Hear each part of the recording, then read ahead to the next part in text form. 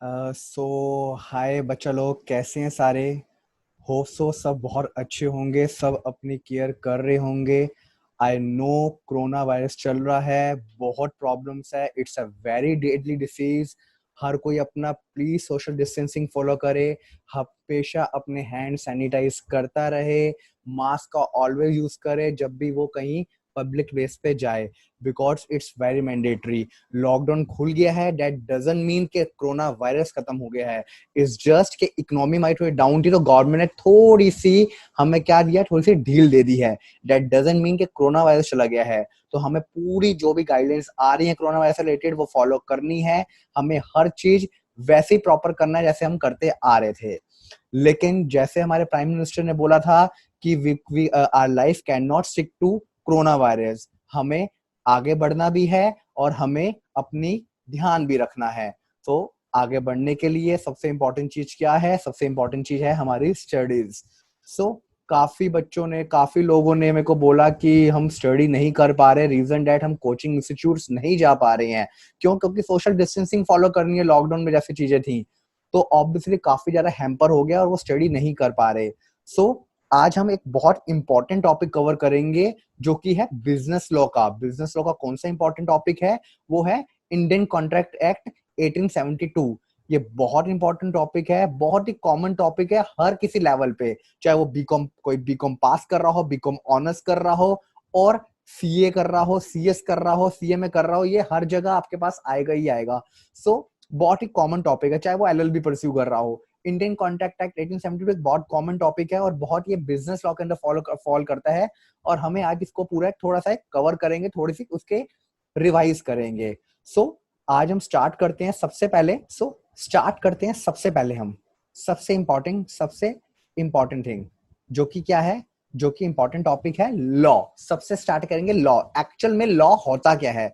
Law जो हम बात करेंगे, law is a rules, principle and standards governing social conduct which are recognized and enforceable in the court of law. जैसे कि हम सबके घर में कुछ ना कुछ रूल्स होते हैं, कुछ ना कुछ प्रिंसिपल्स बनाए होते हैं। हम बोलते हैं ना, घर पे रूल्स होते हैं कि हाँ 9 बजे के बाद बाहर कोई नहीं जाएगा। क्यों नहीं जाएगा? ओहो, क्यों? पापा मारेंगे। कुछ ना कुछ रूल्स बनाए होते हैं, किस चीज के लिए? क्या वो रूल्स हमारी हमारी खराबी के लिए है? अगर हम, हमारे डैड, हमारी मदर अगर हमें 9 बजे के बाद बाहर जाने की रोक रही है, या गर्ल्स को, हमारी जो सिस्टर्स हैं उनको बाहर नहीं जाने देते, क्यों? क्योंकि फिक्र करते हैं, ऑब्वियसली हमारी वेलफेयर के लिए है।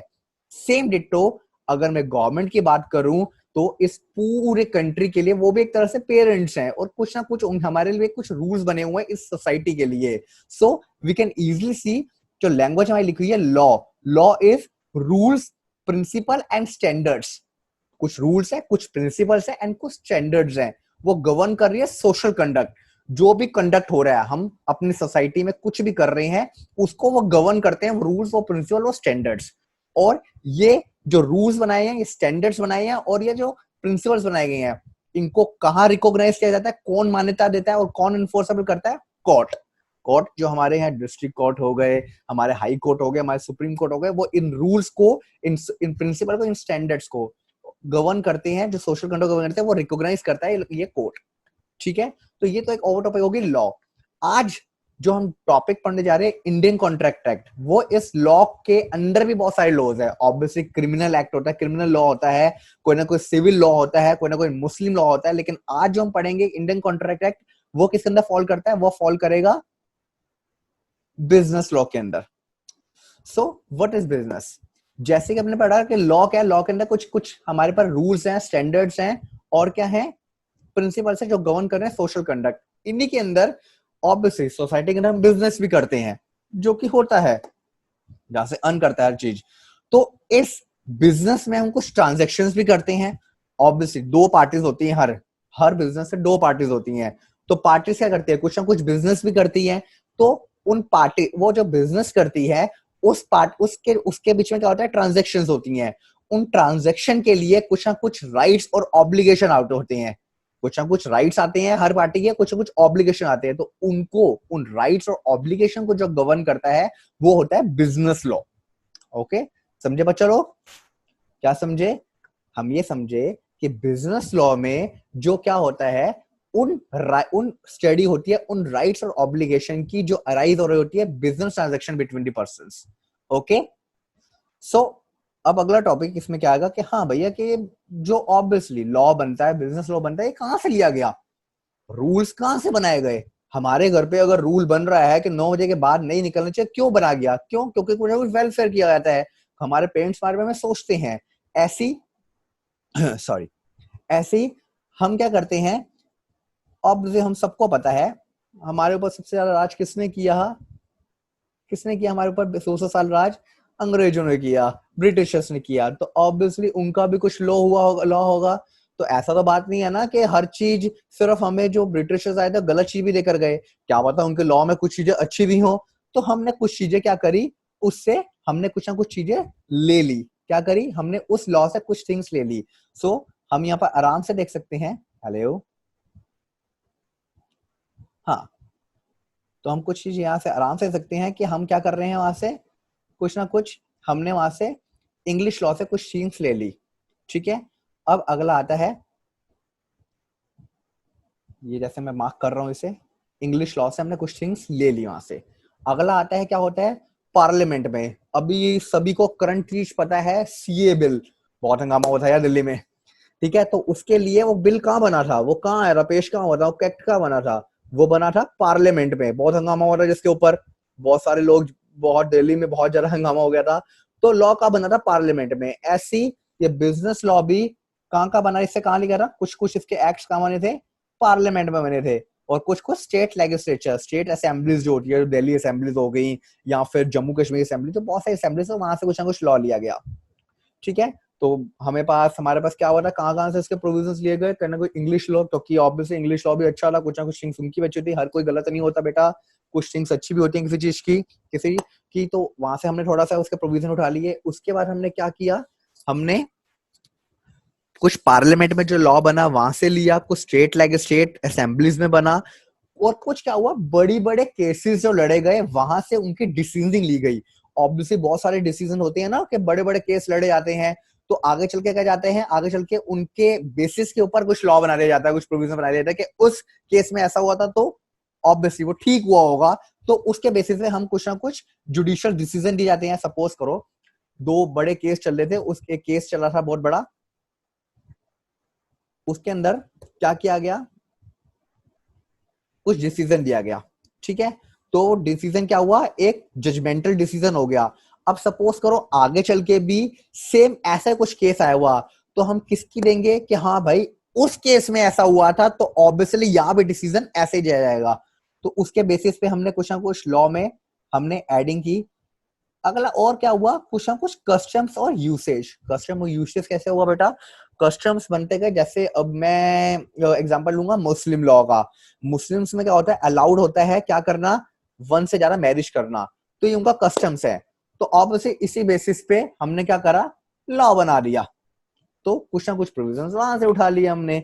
सो अगेन इंग्लिश लॉ से कुछ लिया, जो ब्रिटिशर्स छोड़ के गए थे वहां से हमने कुछ उठाया। अगेन हमने लॉ पार्लियामेंट में कुछ बना था, हमने वहां से प्रोविजन उठाए। कुछ ना कुछ स्टेट लेजिस्लेचर असेंबली से बनता रहता है, हमने वहां से प्रोविजन उठाए। बड़े बड़े केसेस के डिसीजंस होते रहते हैं, उसके बेसिस से हमने थोड़े प्रोविजन बनाए। उसके बाद कुछ ना कुछ कस्टम्स होते हैं, ठीक है। तो हमने उस कस्टम के बेसिस पे हमने क्या करा, हमने लॉ के प्रोविजंस बना दिए। ओके बेटा, ठीक है बच्चे लोग, ठीक है गाइस, आगे चलते हैं।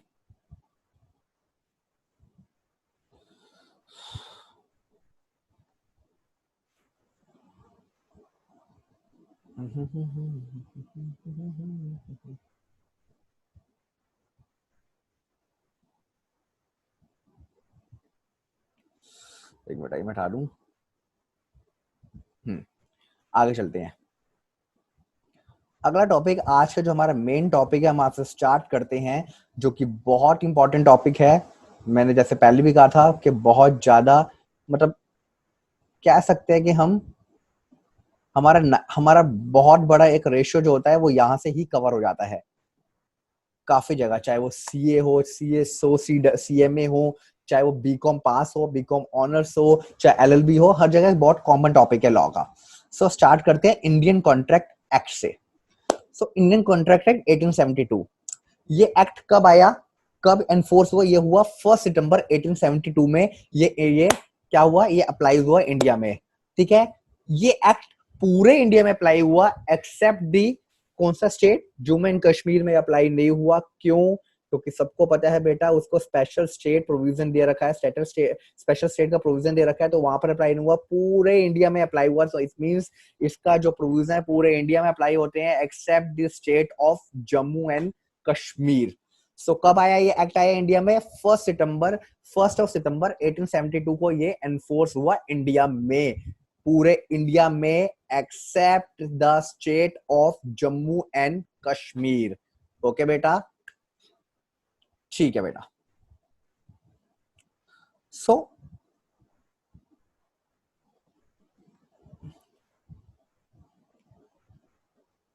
अब ये एक्ट बताता क्या है? क्या है ये act? Indian contract act. So हम हेडलाइन से देख सकते हैं कॉन्ट्रैक्ट। कॉन्ट्रैक्ट का मीन होता है, मीन्स क्या होता है? ट्रांजैक्शन करना।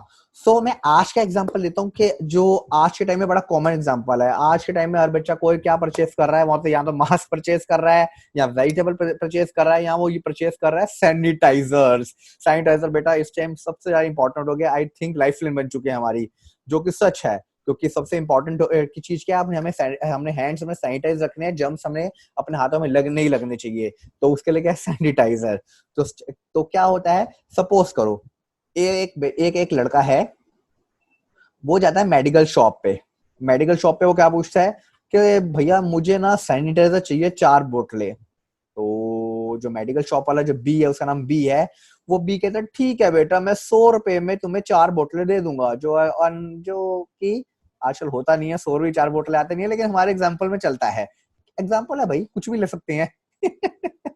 सो क्या कहता है? ए क्या कहता है बी को? ये कहता है कि ऐसा करो कि मेरे को 4 बोतल सैनिटाइजर की चाहिए। बी कहता है ठीक है 100 रुपए दे दो। तो क्या हुआ? This is a contract. ये कॉन्ट्रैक्ट हो गया ना भाई, ये बिजनेस ट्रांजेक्शन होगी ना भाई। मैं कहता हूँ मेरे को 4 बोतल सैनिटाइजर चाहिए, शॉप वाला कहता है भैया 100 रुपए लगेंगे, मैं उसे 100 रुपए पकड़ाता हूँ तो, और वो मेरे को 4 बोतल दे देता है। This is contract. सेम अगला एग्जांपल लेते हैं। ए जाता है अगेन सैनिटाइजर परचेस करता है, उसके बाद जाता है कि भैया जाओ मैं जल्दी जाता हूँ, अब मैं घर के लिए क्या कुछ परचेस करता हूँ, कुछ वेजिटेबल्स। भाई घर पे मम्मी मारेंगी, पहले सैनिटाइजर में परचेस कर ले, कुछ खाना भी तो है ना, सब्जी कैसे बनेगी? सब्जी के लिए मैं वेजिटेबल स्टोर जाता है। ए का कहता है हाँ भैया टमाटर कैसे दिए? टमाटर कैसे दिए भैया? टमाटर वो कहता है भैया 80 रुपए किलो दिए। वो कहता है ठीक है मुझे 2 किलो दे दो टमाटर। बी कहता है ठीक है 160 रुपए। वो 160 रुपए पकड़ाता है ए वेजिटेबल स्टोर वाले को, और टमाटर लेकर आ जाता है।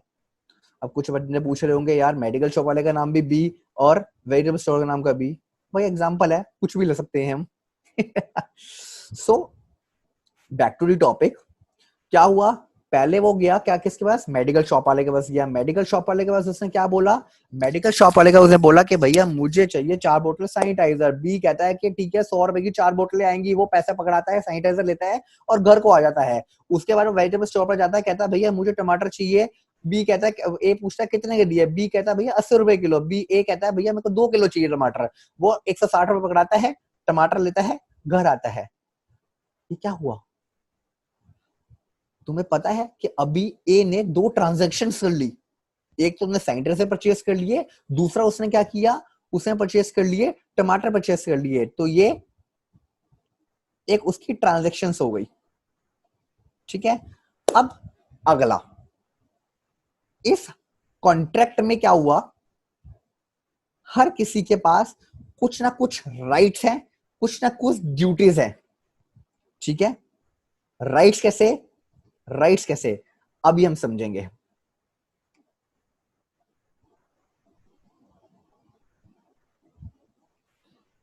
ए का राइट क्या है इसके अंदर? पहली ट्रांजेक्शन के अगर हम देखें, अगर हम, मैं जरा एक में मार्क कर दूं,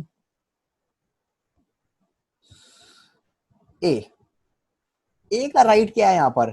ए के पास ये राइट है क्या करने का? उसको कुछ लेने का। उसका राइट है बी से कि वो उसे क्या ले? सैनिटाइजर ले। क्यों? क्योंकि उसने 100 रुपए दिए हैं उसे। सेम बी के पास राइट है 100 रुपए लेने का, क्यों? उन्हें सैनिटाइजर दिए हैं। सेम अगर मैं ड्यूटीज की बात करूं तो ए की ड्यूटी है 100 रुपए देने का, क्योंकि वो सैनिटाइजर परचेस कर रहा है। सेम बी के पास ड्यूटी क्या है? उसको सप्लाई करने की, सैनिटाइजर देने की। क्यों? क्योंकि वो 100 रुपए ले रहा है। ठीक है। अगर सेकेंड एग्जांपल की बात करूं तो ए के पास राइट क्या है, टमाटोज लेने का, क्योंकि वो 160 रुपए दे रहा है 2 किलो टमाटर के बदले। सेम बी के पास क्या राइट है, बी के पास राइट है 160 रुपए लेना, क्यों, क्योंकि वो टमाटो दे रहा है। और ड्यूटी क्या है उसकी, ड्यूटी क्या है, उसको टमाटर सप्लाई करना, क्योंकि वो 160 रुपए ले रहा है। अब इंडियन कॉन्ट्रैक्ट एक्ट क्या करेगा, क्योंकि इंडियन कॉन्ट्रैक्ट एक्ट क्या करेगा, अब पता चलेगा इंडियन कॉन्ट्रैक्ट एक्ट क्या करेगा। वेट,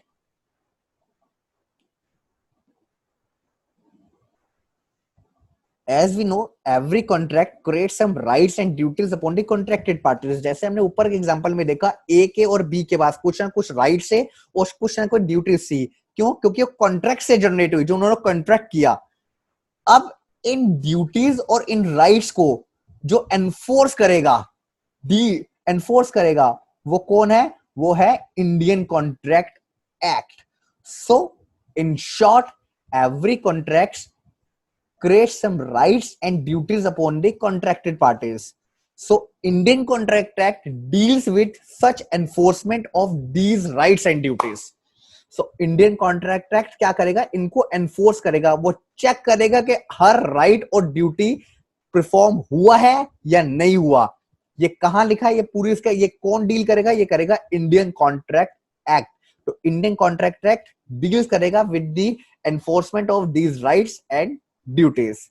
तो समझ आया बच्चों लोग, हर कॉन्ट्रैक्ट में कुछ ना कुछ राइट और ड्यूटीज निकल के आती है, और वो राइट्स और ड्यूटी पर्टिकुलरली हर कोई परफॉर्म कर रहा है। इसको कौन, इससे कौन डील करेगा, ये डील करेगा इंडियन कॉन्ट्रैक्ट एक्ट 1872, जो 1 सितंबर 1872 को क्या हुआ था, एनफोर्स हुआ था, होल ऑफ इंडिया में अप्लाइज हुआ था except the state of Jammu and Kashmir. आगे चलते हैं बच्चा लोग, कुछ डाउट्स कुछ होंगे तो you can text me. Okay, हम आगे चलते हैं अब इसके अंदर। आई थिंक मैं ये एज्यूम करके चल रहा हूं कि हर किसी को अभी टॉपिक समझ आ रहा होगा प्रॉपर। अब चलते हैं टॉपिक स्पेस पे। सो इंडियन कॉन्ट्रैक्ट एक्ट क्या है, Indian contract act, Indian contract act, sorry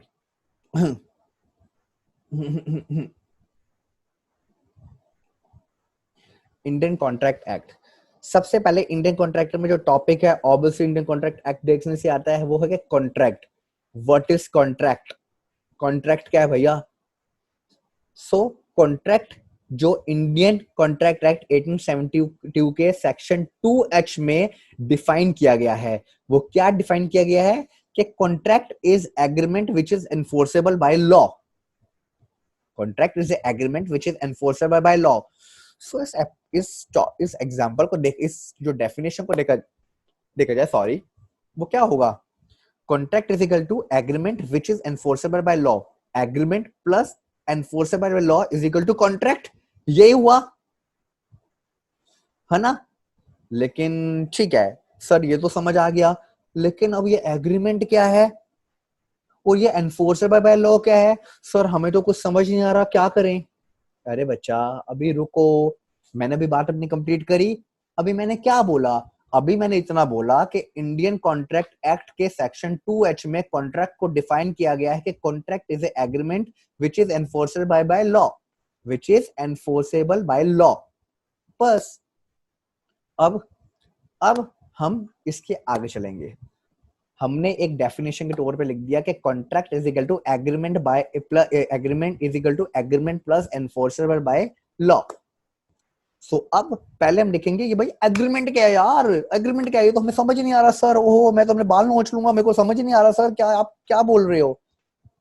अब हमें सबसे पहले समझेंगे, ठीक है बच्चा, हम सबसे पहले समझेंगे एग्रीमेंट क्या है, क्या एग्रीमेंट क्या है। तो जल्दी से हम अगले नोट्स पे आते हैं अपने, कि what is agreement. So agreement क्या हुआ। अब हम दोबारा से अपने उसी एग्जांपल पे आते हैं। अब उस दिन तुमने परचेस कर लिया था, अब वो फिर से गया नई शॉप पे, क्योंकि वो शॉप बंद हो गई, वो नई शॉप पे गया। वो कहता है वापस एक गया एक बी के मेडिकल शॉप पे, एक और कोई दूसरा बी है, उसने पूछा कि भैया मुझे ऐसा चाहिए, मेरे को ना एक बोतल सैनिटाइजर चाहिए। अब लॉकडाउन बढ़ चुका है भैया, सैनिटाइजर बिक चुके हैं, बहुत सारे सैनिटाइजर बिक चुके हैं, अब सैनिटाइजर का रेट भी बढ़ गया, जहाँ 100 रुपए 4 बोतल रहती थी अब 100 रुपए की एक ही बोतल आ रही है। तो ए बोलता है मेडिकल शॉप वाले को, बी को, कि भैया मुझे एक सैनिटाइजर चाहिए। तो बी कहता भैया 100 रुपए लगेंगे। अब ए परेशान हो गया कि भैया मैं तो भैया 4 बोतल लेकर गया था 100 रुपए की, आज एक बोतल 100 रुपए की। बट अब क्या करे, मजबूरी है भाई, लॉकडाउन है, ज्यादा दूर तक वो जा ही सकता है। वो कहता है ठीक है भाई, दे दे, दे दे। What is this? तो क्या हुआ, उनके 100 रुपए दिए, सैनिटाइजर लेकर आ गया। क्या हुआ ये, ए को क्या मिला? ये एक ट्रांजेक्शन हुई, इस ट्रांजेक्शन में ए को क्या मिला? इस ट्रांजेक्शन में ए को मिला सैनिटाइजर। इस ट्रांजेक्शन में बी को क्या मिला? बी को मिले 100 रुपए। सो क्या हुआ ये? तो बेटा ये एक अभी एग्रीमेंट हुआ। ये क्या हुआ? ये एग्रीमेंट हुआ। कैसे हुआ बेटा? सो एग्रीमेंट क्या हुआ? एग्रीमेंट हुआ every promise or set of promises forming consideration for each other is an agreement.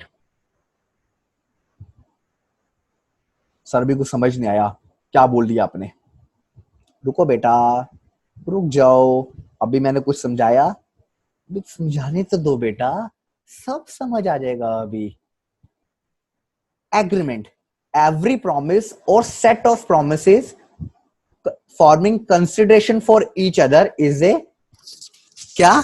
Agreement. यहां पर कुछ प्रॉमिस था, इस ट्रांजेक्शन में कुछ प्रॉमिस था। यस, क्या प्रॉमिस था? ए का प्रॉमिस था कि भाई मैं तेरे को 100 रुपए दूंगा, किसके बदले? सैनिटाइजर के बदले। बी का प्रॉमिस क्या था? कि भाई मैं तेरे को सैनिटाइजर दूंगा, किसके बदले? 100 रुपए के बदले, 100 रुपए के बदले। सो प्रॉमिस समझ आया? हाँ, प्रॉमिस और सेट ऑफ प्रोमिसेस। प्रॉमिस समझ आया? हाँ सर, ये तो समझ आया मुझे। But sir, forming consideration for each other, ये क्या चीज है?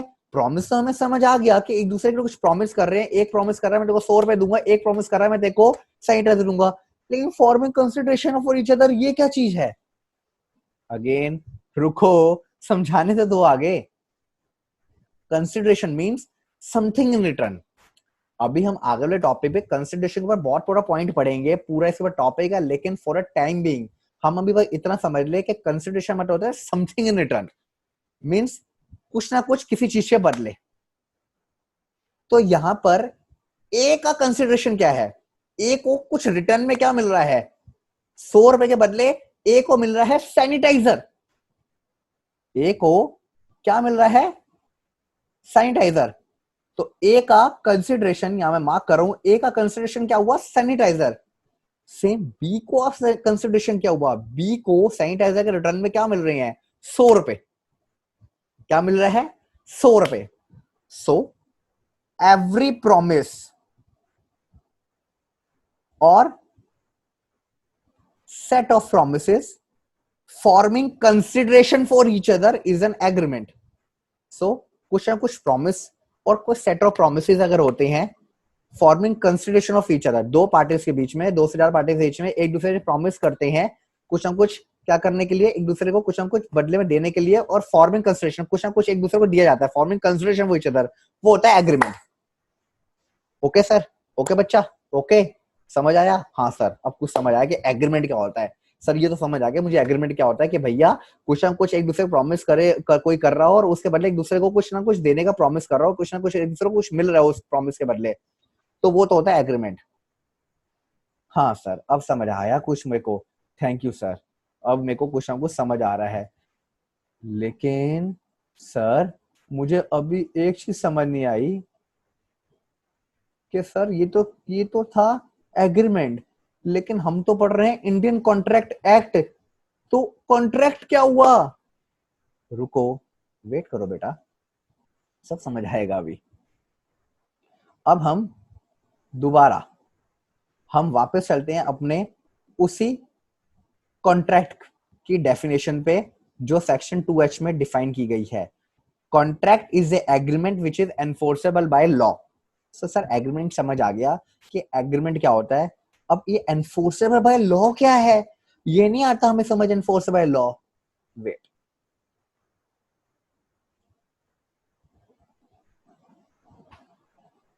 अब आता है एनफोर्सेबिलिटी। एनफोर्सिबिलिटी, अब तुमने ये देखा जब एग्रीमेंट हुआ तो हर एक पार्टी के ऊपर कुछ ना कुछ क्या हुआ, कुछ ना कुछ परफॉर्म करने का, क्या हुआ, परफॉर्म करने का कुछ ना कुछ एक लाइबिलिटी आ गई। एक वो लाइबिलिटी थी कि भाई मुझे कुछ ना कुछ इसको देना है, सैनिटाइजर बदले क्या देना है, 100 रुपए देने हैं। बी के ऊपर लाइबिलिटी क्या थी, ये मेरे को 100 रुपए दे रहा था, मुझे इसको सैनिटाइजर सप्लाई करना ही करना है। तो कहीं ना कहीं क्या हुआ, एक दूसरे कुछ ना कुछ ऑब्लिगेशंस आ गई, ऑब्लिगेशन टू लाइबिलिटी, कुछ परफॉर्म करने की। सो for this agreement, agreement must be coupled with obligation to do और कुछ do। सिर्फ अभी इतना पढ़ना, अभी abstain from doing मत पढ़ना। For this agreement must be coupled with the obligation to do, कुछ do, कुछ ना कुछ perform करने का उसके ऊपर obligation था, और वो obligation is recognized by law होना चाहिए। अगर मैं ये चीज करूं, क्या ए के ऊपर ऑब्लिगेशन था? यस था। क्या ऑब्लिगेशन था? 100 रुपए परफॉर्म करने का, 100 रुपए परफॉर्म, 100 रुपए देने का, सॉरी। बी के ऊपर ऑब्लिगेशन क्या था? उसे सैनिटाइजर सप्लाई करने का। सपोज ऐसा होता कि ए सैनिटाइजर लेता पर उसे 100 रुपए ना देता, उसे ए सैनिटाइजर लेता पर 100 रुपए ना देता। सेम ऐसा भी हो सकता था कि बी क्या करता, बी 100 रुपए लेता पर सैनिटाइजर सप्लाई ना करता। तो ऐसे में क्या होता, ऐसे में क्या होता, अगर सपोज सैनिटाइजर ना मिलता और ए 100 रुपए दे देता, तो बी कहता भैया मैं सैनिटाइजर सप्लाई नहीं कर रहा भैया, तो क्या ए कोर्ट में जा सकता है? हाँ जा सकता है, बिल्कुल जा सकता है। क्यों भैया, मैं कुछ आपको पैसे दे रहा हूं, मेरे को चीज नहीं मिली, मैं कोर्ट में क्यों जाऊंगा? जाऊंगा। कोर्ट क्या कहेगा, भाई बिल्कुल ठीक है, बी तुझे देना पड़ेगा। उसे बी को बोलता है भाई सैनिटाइजर सप्लाई कर। तो क्या वो ऑब्लिगेशन थी वो एनफोर्सेबल बाय लॉ हो रही है? हाँ हो रही है, एक वैलिड ट्रांजैक्शन थी यार। So for this agreement must be coupled with obligation to do and such obligation is recognised by law. वो ऑब्लिगेशन जो थी वो रिकॉग्नाइज बाय लॉ है, वो लॉ कहता है ठीक है इट्स वैलिड ट्रांजैक्शन, कुछ गलत नहीं है उस ट्रांजैक्शन में, भाई सप्लाई करना पड़ेगा, क्या गलत चीज है? तो इसे कहते हैं एनफोर्सेबिलिटी। सेम जैसे ट्रांजैक्शन हुई थी कुछ ना कुछ परफॉर्म करने की, ऐसे कोई ना कोई एग्रीमेंट होता है परफॉर्म ना करने का। सपोज ए कहता है ले भाई 100 रुपए ले ले, लेकिन तू 100 रुपए ले ले, लेकिन सी को तू कोई भी ड्रग सप्लाई नहीं करेगा, सारा सप्लाई मुझे करेगा। तो क्या कर रहा है, 100 रुपए बदले बी को क्या कह रहा है कि भैया सी को कुछ परफॉर्म नहीं करेगा कोई फंक्शन, तो एब्सटेन कर रहा है कोई कुछ ना परफॉर्म करने के लिए। बी कहता है ठीक है मैं नहीं करूंगा। तो क्या ये ट्रांजेक्शन वैलिड ट्रांजेक्शन है? यस। एनफोर्सेबल लॉ है? यस एनफोर्सेबल लॉ है। तो for this agreement must be coupled with the obligation to do or abstain from doing a particular act and such obligation is recognized by law। तो in short कोई भी agreement होता है और वो agreement valid agreement होना चाहिए, enforceable by law होना चाहिए, लॉ की नजरों में एग्रीमेंट ठीक होना चाहिए, तो उसको हम कहते हैं contract. Agreement which is enforceable by law, मतलब एग्रीमेंट हुआ दो प्रोमिस, एवरी प्रॉमिस और set of promise forming consideration over each other and it is recognized by law। मतलब अगर वो एग्रीमेंट हो रहा है वो और लॉ उसे सही नजरों से देख रहा है तो वो कॉन्ट्रैक्ट है as per Indian contract act 1872। समझ आया? Good.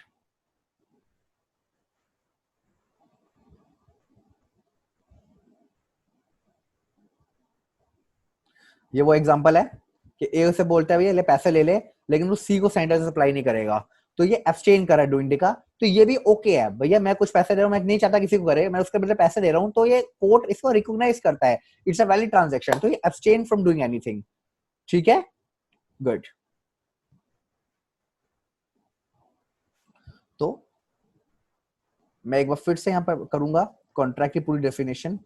Contract is a exchange of promise और set of promise resulting in an obligation to do or abstain from doing a particular act and such obligation is recognized under law.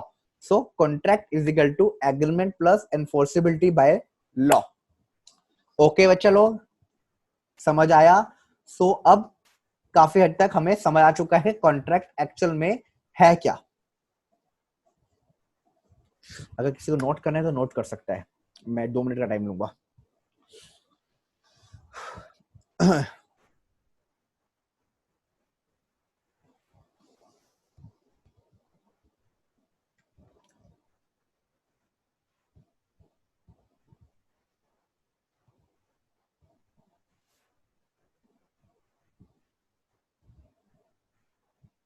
चले बच्चा लोग आगे. ठीक है guys, आगे चलते हैं हम. सो अभी हमने पढ़ लिया कि लॉ, अभी हमने क्या पढ़ा? अभी हमने पढ़ा कि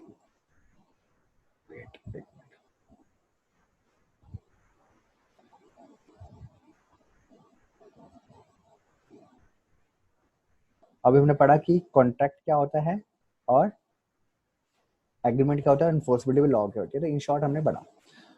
ठीक है, तो एक चीज समझो, जैसे हमने ये चीज बनाई कि contract is equal to agreement plus enforceability by law, तो इससे हमें एक चीज समझ आ रही है कि जितने कॉन्ट्रैक्ट है, फॉर अ कॉन्ट्रैक्ट एग्रीमेंट तो होता ही होता है. ठीक है, तो ऑल कॉन्ट्रैक्ट्स आर एग्रीमेंट्स, क्योंकि जो कॉन्ट्रैक्ट है वो ऑब्वियसली एग्रीमेंट तो रह ही रहा होगा. लेकिन all agreements are not contract. क्यों? क्योंकि जो कॉन्ट्रैक्ट है वो एग्रीमेंट वही होगा, लेकिन जरूरी है जो सारे एग्रीमेंट हुआ वो कॉन्ट्रैक्ट भी बने. क्यों? क्योंकि कोई एग्रीमेंट जिसको लॉ एनफोर्स नहीं करता, लॉ अपनी नजरों में ठीक नहीं समझता, वो कॉन्ट्रैक्ट नहीं होगा. कैसे होते हैं? ऐसे होते हैं कुछ इलीगल एग्रीमेंट्स हो जाते हैं. इलीगल एग्रीमेंट्स कैसे, आइए देखते हैं. इलीगल एग्रीमेंट्स हम देख सकते हैं स्क्रीन पे. Illegal agreements enforceability by law नहीं है जिसमें. कैसा एग्जांपल लेते हैं, ए कहता है भाई बी को तू मेरे से 1 लाख रुपया ले, सी का मर्डर कर दे. बी कहता है ओके भाई, ले भाई पेन पेपर ले, साइन हुए, ले लाख रुपए रखे, मैं सी का मर्डर कर दूंगा. क्या ये ठीक है? क्या लॉ इस कॉन्ट्रैक्ट को सही समझेगा? नहीं जी, लॉ के लिए ठीक नहीं है. It is not enforceable by law. So ये सिर्फ एग्रीमेंट हुआ. एग्रीमेंट तो हुआ ना भाई. क्यों? एग्रीमेंट प्रॉमिस हुआ ₹1,00,000 देने का, और प्रॉमिस हुआ क्या हुआ? मर्डर करने का. तो promise, every promise set of promises, और कंसिडरेशन भी बन रहा है कि एक दूसरे के लिए. लेकिन क्या ये कॉन्ट्रैक्ट बन रहा है? नहीं, क्योंकि एनफोर्सेबिलिटी बाय लॉ नहीं है. एनफोर्सेबिलिटी जो है वो मिसिंग है. एनफोर्सेबिलिटी बाय लॉ मिसिंग है यहाँ पर. तो वो क्या होगा? एनफोर्सेबिलिटी मिसिंग है, तो यहाँ पर ये कॉन्ट्रैक्ट नहीं हो सकता. सेम कंसिडरेशन तो बन रहा है पर एनफोर्सेबिलिटी पे लॉ नहीं आ रही है, तो ये कॉन्ट्रैक्ट नहीं होगा. That's why it is generally said that all contracts are agreements. All contracts are agreements, but all agreements are not the contracts. ठीक है बेटा? ठीक है बच्चा लोग, समझ आया ये चीज? ग्रेट. आई थिंक अब कॉन्ट्रैक्ट एग्रीमेंट का पूरा कंसेप्ट मेरे हर बच्चे को क्लियर हो गया होगा. ठीक है बच्चे लोग? ठीक है गाइस, चले गाइस आगे चलते हैं हम.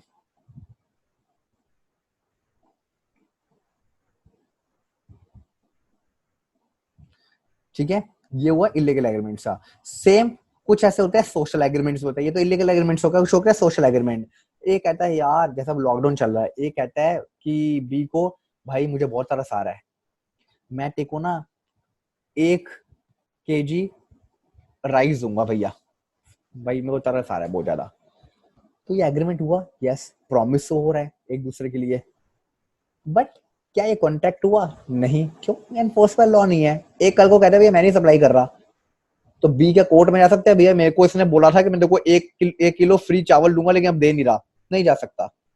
सो ये एग्रीमेंट हुआ है, सोशल एग्रीमेंट. एग्रीमेंट हुआ पर कॉन्ट्रैक्ट नहीं हुआ. तो अगेन एग्रीमेंट है नॉट इन्फोर्स बाय लॉ. तो इलीगल एग्रीमेंट, सोशल एग्रीमेंट्स, ऐसे कुछ चीजें हैं जो कि एग्रीमेंट्स हो जाते हैं पर वो कॉन्ट्रैक्ट नहीं बन पाते. क्यों नहीं बन पाते? क्योंकि वो एनफोर्सेबल बाय लॉ नहीं है. ठीक है बच्चे लोग, चलिए अब आगे चलता है. Essential elements of contract.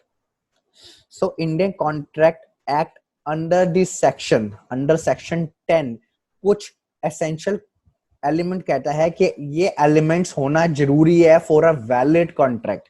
एक वैलिड कॉन्ट्रैक्ट होने के लिए ये सारे क्या ये सारे जो एलिमेंट्स है होने जरूरी है कॉन्ट्रैक्ट के अंदर। वो स्टार्ट होता है सबसे पहले, free consent of the parties are present. तो एक वैलिड कॉन्ट्रैक्ट के लिए उस कॉन्ट्रैक्ट के अंदर free consent of the parties should be there. Okay अब काफी मेरे बच्चे पूछ रहे होंगे सर फ्री कंसेंट क्या है, समझ नहीं आ रहा मेरे को। तो बच्चा फ्री कंसेंट होता है कि इच्छा। भाई अगर मैं पहला एग्जांपल लूं, ए कहेगा कि भैया मेरे को 100 रुपए दे और मेरे को क्या कर सैनिटाइजर सप्लाई कर दे। तो इसमें ए की भी मर्जी थी क्योंकि उसे सैनिटाइजर चाहिए था, बी की भी मर्जी थी कि भैया उसे पैसा चाहिए था तो सप्लाई करना था उसने भाई, तो इसमें मर्जी थी। सपोज ए बोले बी के पास जाकर गन रख दे, भाई कट्टा रख दे क्या भाई, भाई मुझे सैनिटाइजर दे। बी कहता मैं नहीं दे रहा। बी कहता ए कहता साले मैं गोली मार दूंगा, मेरे को सैनिटाइजर चाहिए। तो बी कहता है लो भाई ऑब्वियसली जान की परवाह है यार, देना पड़ा उसे सैनिटाइजर। क्या यहाँ पर बी की मर्जी थी देने के करने के लिए ट्रांजेक्शन करने की? नहीं, बी की मर्जी नहीं थी। तो क्या ये कॉन्ट्रैक्ट वैलिड हुआ? नहीं हुआ। क्यों? क्योंकि free consent of the parties नहीं थी। तो for a valid contract free consent of the party should be there. Same मेरे पास कल कोई बंदा है, ले भाई 100 रुपए दे, इसलिए भाई अपनी कार बेच नहीं तो तेरे को गोली मार दूंगा, मुझे बेचनी पड़ेगी। क्या भैया लाख रुपए कार बेच, देखो गोली मार दूंगा, मेरे को बेचनी पड़ेगी। पर क्या वैलिड कॉन्ट्रैक्ट हुआ? नहीं हुआ। कॉन्ट्रैक्ट पर वैलिड कॉन्ट्रैक्ट नहीं हुआ। क्यों नहीं हुआ? क्योंकि भाई यहाँ पर free consent of the parties नहीं थी।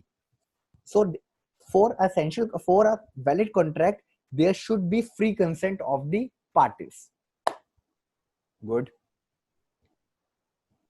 अगला सेकंड, जो पार्टीज टू द कॉन्ट्रैक्ट आएगी are legal capable to of contracting, means competent to contract. जो पार्टीज कॉन्ट्रैक्ट कर रही हैं आपस में वो लीगली कैपेबल होनी चाहिए भाई एक दूसरे के साथ कॉन्ट्रैक्ट करने में। लीगल कैपेबल कौन कौन होते हैं? सिर्फ 3 लोग हो सकते हैं, 3 कैटेगरी से बांटा गया है। या तो होगा वो मेजर होना चाहिए, मेजर मींस उसकी एज 18 होनी चाहिए as per Indian majority act 1875 के अकॉर्डिंग वो मेजर होना चाहिए। मेजर 18 साल होता है एज पर, अगेन रिपीट करो, as per Indian majority act 1875 के अकॉर्डिंग जो बंदा अटेंड कर लेता है वही मेजर होता है। तो मेजर होना चाहिए। या वो होना चाहिए साउंड माइंडेड होना चाहिए। वो क्या साउंड माइंड होना चाहिए? साउंड माइंड मीन्स अभी देखते हैं। साउंड माइंड मीन्स वो इडियट नहीं होना चाहिए। इडियट मीन्स पागल होता है ना, थोड़ा कुछ कुछ कम दिमाग के होते हैं, वो नहीं होने चाहिए। वो ड्रंकन नहीं होना चाहिए, पियक्कड़ नहीं होना चाहिए, बेवड़ा नहीं होना चाहिए भाई बिल्कुल भी। मतलब पीकर कोई आ गया भैया वो कह रहा है चलो भाई मैं कॉन्ट्रैक्ट करता हूँ, नहीं जी वो नहीं माना जाएगा। क्योंकि पियो बंदा अपने होश में होता, कोर्ट नहीं मानता, लॉ नहीं मानता भैया, ऐसे बंदे के साथ कॉन्ट्रैक्ट नहीं कर सकते। और वो लुनेटिक नहीं होना चाहिए। लुनेटिक होता है जिसको फिट पड़ रहे होते हैं, फिट पड़ते हैं, दौरे पड़ते हैं, वो नहीं होना चाहिए भैया। तो ऐसे 3 बंदे, जो वो इडियट नहीं होना चाहिए, वो ड्रंकन नहीं होना चाहिए, वो पेकर नहीं होना चाहिए, और लुनेटिक जिसको फिट पड़ रही है वो नहीं होना चाहिए। तो साउंड माइंड होना चाहिए। साउंड माइंड क्या होता है? जो इन तीनों में से ना हो, जो ओके है वो ही साउंड माइंडेड बनाएगा। ठीक है। सो कॉम्पिटिटिव कॉन्ट्रैक्ट क्या होना चाहिए? अभी तक हमने पढ़ा, मेजर होना चाहिए, 18 साल को हो जाना चाहिए, वो साउंड माइंड होना चाहिए, वो इडियट नहीं होना चाहिए, वो ड्रंकन नहीं होना चाहिए, और वो क्या नहीं होना चाहिए? वो लुनेटिक नहीं होना चाहिए, जिसको फिट पड़ रहे हैं वो बंदा नहीं होना चाहिए। वो डिस्क्वालीफाइड नहीं होना चाहिए, नॉट डिस्क्वालीफाइड। सर ये हमें ये तो समझ आ गया कि मेजर होना चाहिए, वो साउंड माइंड होना चाहिए, ये नॉट डिस्क्वालीफाइड क्या है? ये तो हमें समझ नहीं आया। रुको बेटा अभी मैं समझाया। बच्चे तुम लोग बहुत जल्दी करते हो यार, मेरे को समझाने तो दिया करो। सर आप प्लीज जल्दी बताइए, हमें जल्दी जल्दी पढ़ना है, हमें जल्दी जल्दी अच्छे नंबर लाने हैं। बच्चे मुझे भी पता आपको अच्छे नंबर लाने हैं।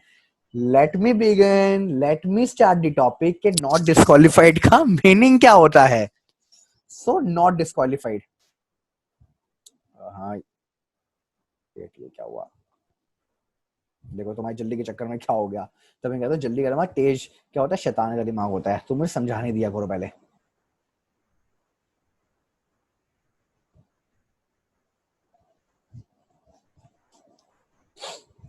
Sorry, disqualified. डिस्क्वालीफाइड का मतलब कि वो डिस्क्वालीफाइड नहीं होना चाहिए। ऐसे कौन से पर्सन होते हैं जो डिस्क्वालीफाइड है? वो होते हैं he should not be insolvent. Insolvent होता है जो कि डेब्ट पे ना कर पाए। अगर हो तो सबको पता हो कि कभी क्या होता है, किसी ने सपोज क्रेडिट कार्ड लिया हो या फिर कुछ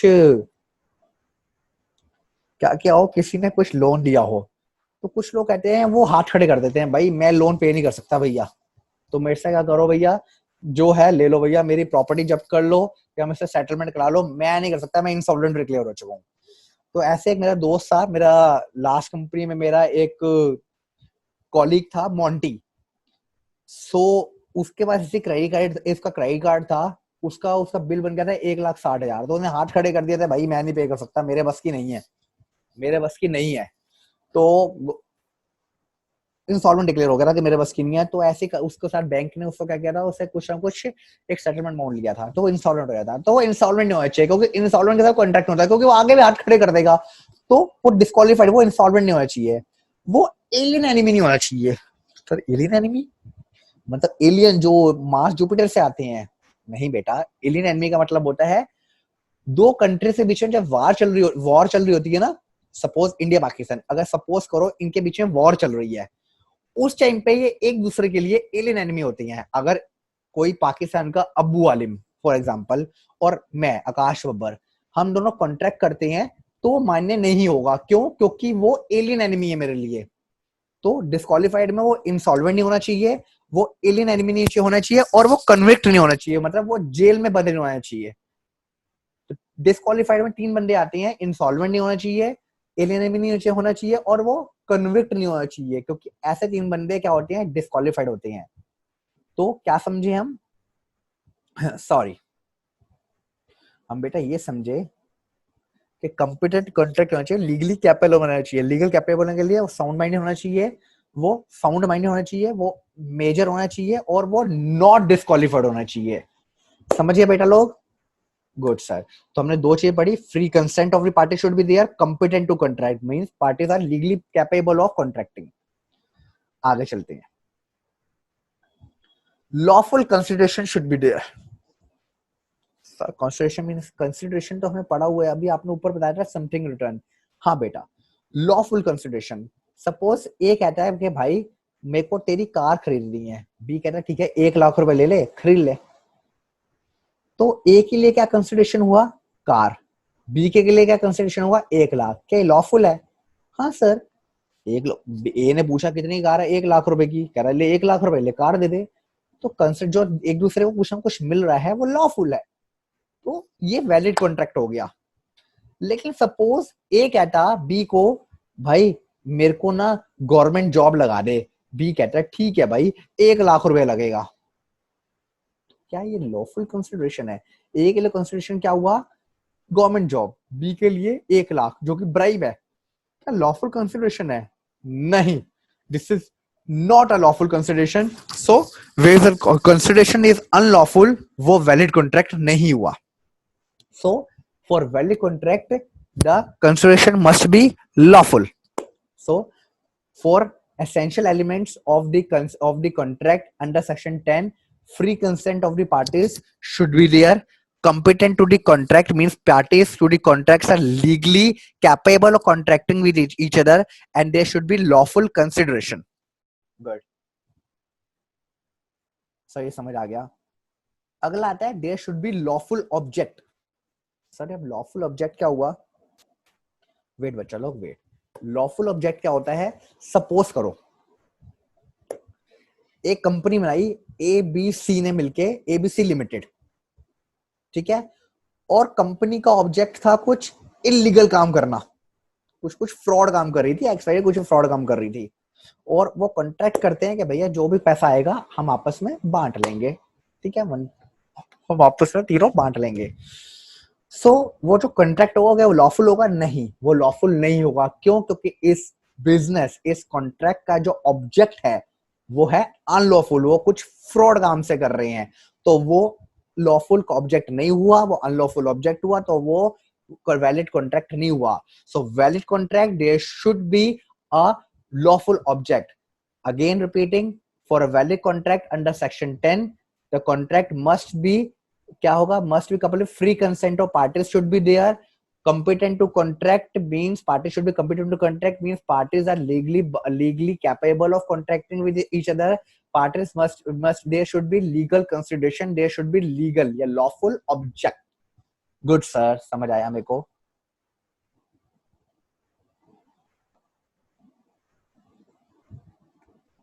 हाँ, agreement should be certain. Sir, agreement should be certain months. Wait, agreement should be certain. Suppose एक कंपनी है, वो क्या कर रही है, वो 4 ऑयल में, एबीसी लिमिटेड है, वो 4 ऑयल में डील करती है. सॉरी मैं एग्जांपल नहीं लिखा, तो आप सब ये नोट कर सकते हैं, या जिसको नोट्स चाहिए होंगे मेरे को कांटेक्ट कर लेगा, मैं प्रॉपर से नोट्स प्रोवाइड करूंगा जिसके अंदर ये एग्जांपल लिखा होगा. तो अभी मैं सिर्फ बाय ऑडियो समझा रहा हूं तुम्हें वो example. Agreement should be certain का. एक कंपनी है एबीसी लिमिटेड, हाउस ऑफ वॉइस आ रही है सबको. एबीसी लिमिटेड वो क्या कर रही है, वो एक दूसरे को क्या कर रही है, वो एक दूसरे को वो एक ऑयल की कंपनी है, वो 4 ऑयल में डील करती है. ऑलिव ऑयल, मस्टर्ड ऑयल, ठीक है, coconut oil and one more oil हो सकता है, मस्टर्ड ऑयल, ऑलिव ऑयल और एक कोई और ऑयल होगा, कोकोनट ऑयल. तो उसके साथ एक बी कहता है कि भैया मुझे तुम मई में, अगले महीने मीन्स 1 kg ऑयल सप्लाई करोगे, 1 kg ऑयल सप्लाई करोगे. कंपनी कहती है ओके, कॉन्ट्रैक्ट हो जाता है, डन हो जाता है. बट ये समझ आया कौन सा ऑयल? नहीं, कॉन्ट्रैक्ट एग्रीमेंट ऐसा कुछ नहीं लिखा था. एग्रीमेंट से इतना लिखा था कि भैया ए बी सी लिमिटेड, एक जो पर्सन, एक पर्सन है जो फोर्थ पर्सन है, जो कि क्या है डी, उससे सप्लाई करेगी, क्या सप्लाई करेगी, ऑयल सप्लाई करेगी 1 kg अगले महीने. नहीं लिखा वो कौन सा ऑयल होगा, वो ऑलिव ऑयल होगा, वो मस्टर्ड ऑयल होगा, वो कोकोनट ऑयल होगा, या कोई XYZ कोई ऑयल होगा. सो ये क्या हुआ, एग्रीमेंट इज सर्टेन हुआ. इसमें सर्टेन थिंग्स नहीं लिखी, डेफिनेट थिंग्स नहीं लिखी हुई हैं. तो ये agreement is not a valid contract. So for a valid contract there should be a free consent of the parties, parties should be competent to contract, there should be lawful consideration, there should be lawful object, the agreement should be certain. अगला, it agreement should be possible to perform. possible तो होना चाहिए perform करने का. Suppose करो ए कहता है B को, भाई मैं तेरे को 1000 रुपए दूंगा, मेरे लिए तारे तोड़ ला. पॉसिबल है क्या? ये डेफिनेट है परफॉर्म करने के लिए? पॉसिबल है परफॉर्म करने के लिए? नहीं. तो ये कोई भी वैलिड कॉन्ट्रैक्ट नहीं हुआ.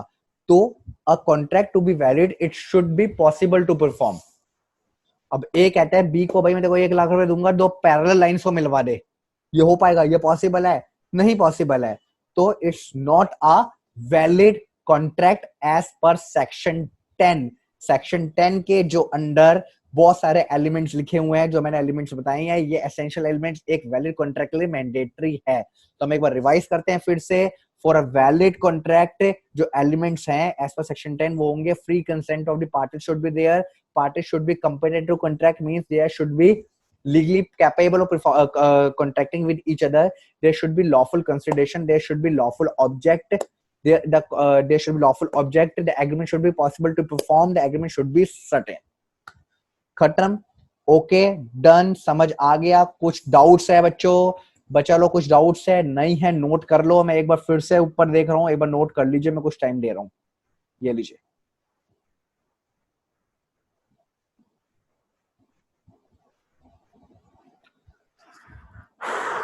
वैसे किसी को नोट्स चाहिए होंगे तो मेरे को कांटेक्ट कर सकता है. एट द लास्ट वीडियो में अपना नंबर लिख दूंगा, सो मुझे कांटेक्ट कर सकता है, उनको अपने नोट्स मिल जाएंगे. ठीक है.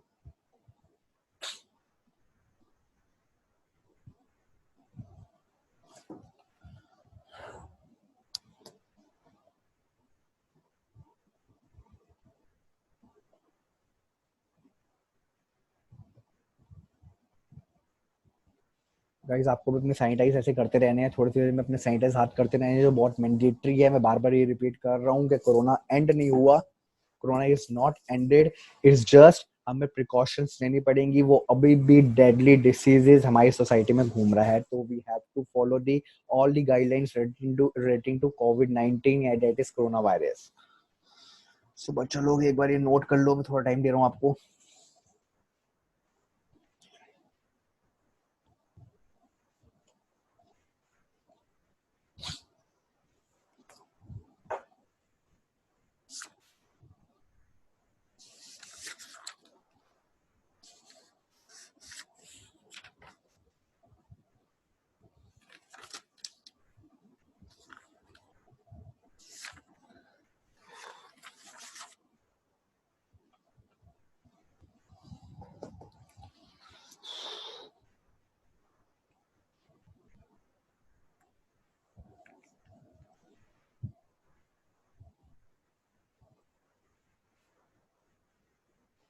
दिख रहा है बच्चे लोग?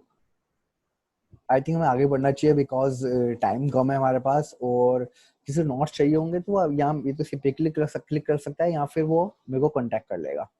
मेरे को एक क्लियर, अभी तो ये क्लियर, ये हैंड राइटिंग तो ठीक नहीं है, मैं तो क्लियर एक हैंड राइटिंग में हैंड रिटन नोट्स प्रोवाइड कर दूंगा।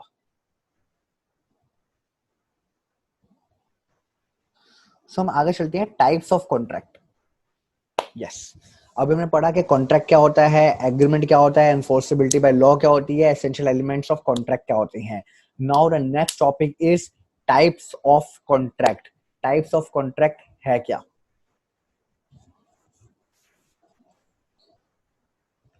सो टाइप्स ऑफ कॉन्ट्रैक्ट को हमने